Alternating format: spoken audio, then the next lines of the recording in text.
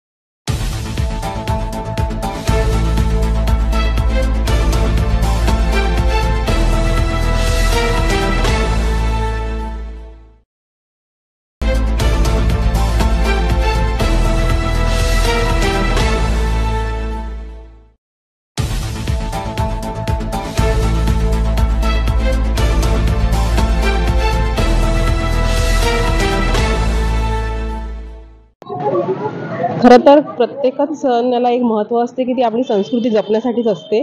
की दिवसेंदिवस माणूस बिझी होत चालला आहे, परंतु एक सण असा असतो की त्याच्यानुसार संस्कृती जपते. खरं तर रोजच प्रत्येक स्त्री आपल्या नवऱ्याच्या दीर्घायुष्यासाठी प्रार्थना करत असते, पण पौर्णिमेला महत्त्व आहे की पौर्णिमेला सावित्रीने सत्यवानासाठी जे नवऱ्याच्या लांब आयुष्यासाठी मागितलं, त्याचप्रमाणे प्रत्येक स्त्री इथं सजून सवरून दैनंदिन जीवनात ती कितीही बिझी असली, किती तिच्या मनात असलं, पण एक या दिवशी म्हणून ते पूर्ण नियमावलीनुसार पूजापाठ करते आणि उपवास करते. की ज्याने उपवास फक्त पदार्थाचाच नाही तर विचारांचाही असतो, की जेणेकरून आपल्या नवऱ्याच्या आवडीनिवडीनुसार म्हणा किंवा त्यांच्या दीर्घायुष्यासाठी म्हणा ती संकल्प करते आणि प्रार्थना करते. तिने आपल्या पतीला दीर्घायुष्य मिळण्यासाठी वडाच्या झाडाखाली पूजा केली असते, म्हणून या व्रताचं महत्त्व आहे. आणि म्हणून सगळ्या सौभाग्यवती आपल्या पतीला पती आपल्याला 7 जन्मी मिळावा, त्याला दीर्घायुष्य लाभावं, यासाठी वडपौर्णिमेची पूजा करतात. जेला आम्ही हेच मागणं करतो. वडसावित्रीची पूजा करून वडाजवळ येतो आम्ही आणि वडसावित्रीची पूजा करून हेच मागणं करते की आम्हाला आमच्या नवऱ्याला जन्मभर आयुष्य मिळावं आणि आमच्यासाठी हे चांगली गोष्ट आहे. त्यासाठी आम्ही हर वर्षी येऊन वडाची पूजा करत असतो. माझ्या लग्नाला 9 वर्ष झाले आहेत. मी इथली नाही आहे, नागपूरची आहे. मी माहेरी आली आहे आणि इथे मी आता करत आहे. माझ्यासाठी तर हा खूप महत्त्वाचा आहे. मी प्रत्येक वर्षी करते आहे आणि माझ्यासाठी हा खूप पवित्र त्योहार आहे. अपने सुहाग के लिए, सुहाग की लंबी उम्र के लिए.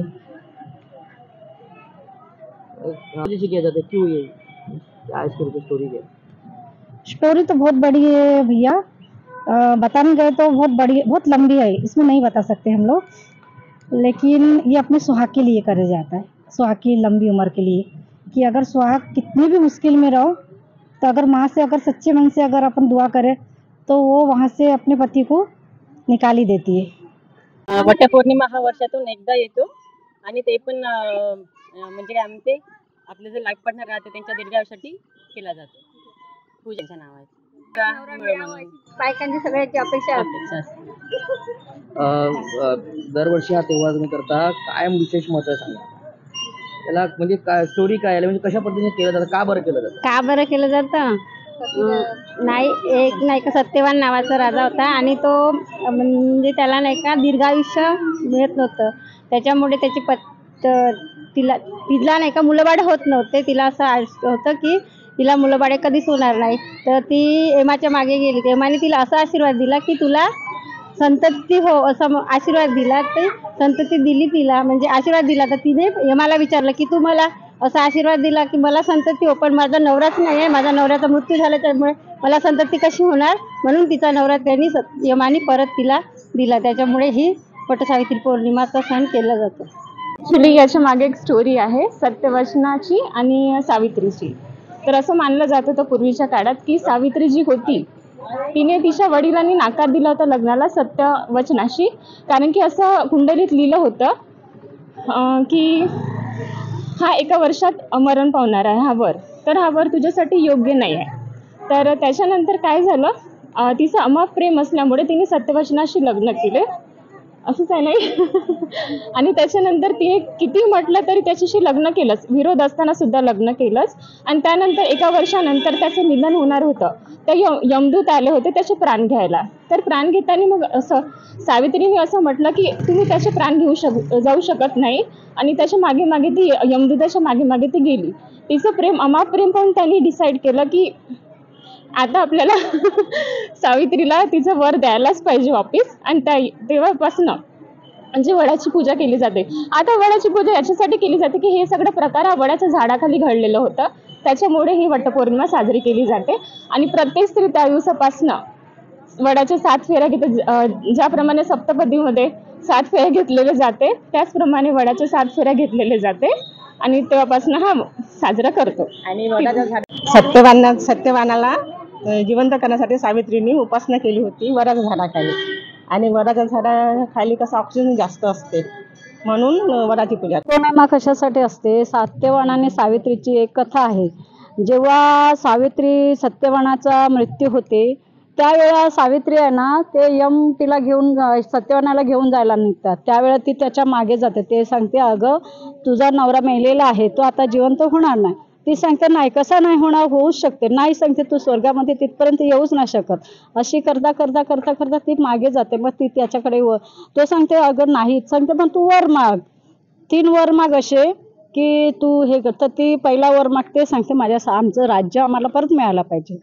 मग दुसरा काय आहे मला सांगते सौभाग्यवती आशीर्वाद द्या. आणि तिसरा सांगते मला संतान होऊ दे. मग तेव्हा तो तिला तथास्तु सांगते. मग यमाला प्रश्न पडतो, अरे मी तर तिला सौभाग्यवरती हे दिला, वर दिला, मग आणि मुलं पण होणार आणि ती सुद्धा 100 वर्ष जगणारी. मग यम सांगते आता मी सांगते तू माझ्या नवऱ्याला नेऊच नाही शकत, कारण ज्याच्यासोबत मला तू जीवनसाथीचा वर दिलेला आहे आणि 100 वर्ष माझा नवरा मला मुलं होणार, ती जगणार. मग सांगते नवऱ्याविना सांगते कशी जगणार. मग तेव्हा यमदेव तिला त्याचा परत करतो. मग ते ज्या वेळेला ते यमाने तिच्या नवऱ्याचा प्राण घेतलेलं असते तिथे आहे ना वडाचं झाड असते, तिकडे ते बसलेले असते. त्यामुळे तेव्हापासूनची अशी प्रथा झालेली आहे की वराला पूजा करायची. त्यामुळे आणि 7 जन्माचा मग तोच पती आपल्याला मिळतो. ते वडाला 7 प्रदक्षिणा